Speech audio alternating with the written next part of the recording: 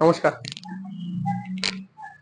29শে March মীন রাশি থেকে শনিদেব আমাদের যে মেষ রাশি, সে কালপুরুষের প্রথম রাশি মেষ রাশি, সেই মেষ রাশিতে ট্রানজিট করেছে। তো মেষ রাশির শুরু হচ্ছে ফার্স্ট ফেজ। মকর রাশির কিন্তু শনির সাথে কমপ্লিট, আর কুম্ভ রাশির হচ্ছে কি এটা লাস্ট ফেজ শুরু হলো, ঠিক আছে। আর মীন রাশির সেকেন্ড ফেজ শুরু হলো।